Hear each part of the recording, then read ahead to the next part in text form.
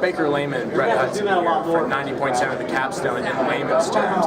And today, after the second day of SEC Media Days, the Texas A&M Aggies have really put on a show, mostly because of quarterback Johnny Manziel. Surprise, surprise. Yeah, who'd have thought that, right? Johnny Football, the reigning Heisman winner, coming into the biggest media circus every year in the college football world, if not the nation, sports-wise as a whole.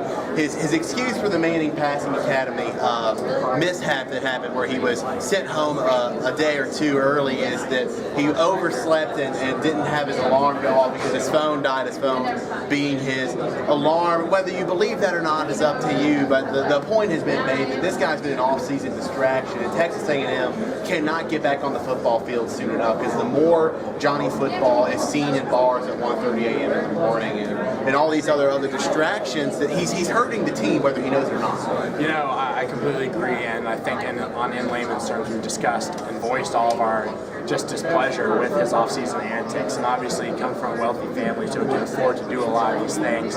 It's not an NCAA scandal, but it's just over the top and unnecessary. But I like how he handled himself today. I thought he was very professional, he was very upfront and forthright, and obviously believed in what he was saying, so that leads me to believe that he is being at least a little more honest than not, especially about the Manning passing camp, and he was very polite, very good with the media, and so that's up to your discretion what you believe. But I liked how he handled himself. Like how Kevin Sutherland discussed the schedule changes with Oregon and USC. Obviously, he's a new coach; those aren't really his decisions. But a lot of people always blame the coach first.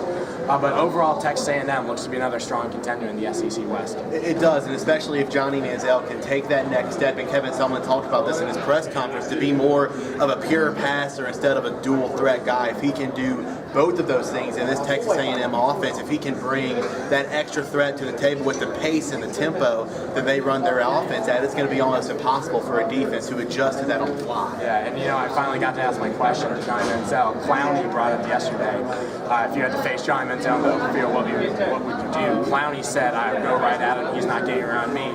And Johnny Manziel fired right back after I asked the question. He said, I'd go right for him too and then make him miss.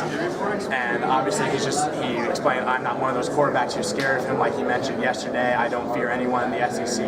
I've done enough to prove myself in 1 year. I'm going to continue to prove myself. And once again, just another great media answer, something everyone wants to hear, a very confident kid. And it's hard not to be confident when you're holding the Heisman Trophy after 1 year. I wonder if he's seen that Michigan hit. I think a lot of people would be scared of Jadeveon Clowney after that one. Certainly, but a lot of people are just as scared as Johnny Football. We'll see how the Aggies do on the gridiron in 2013.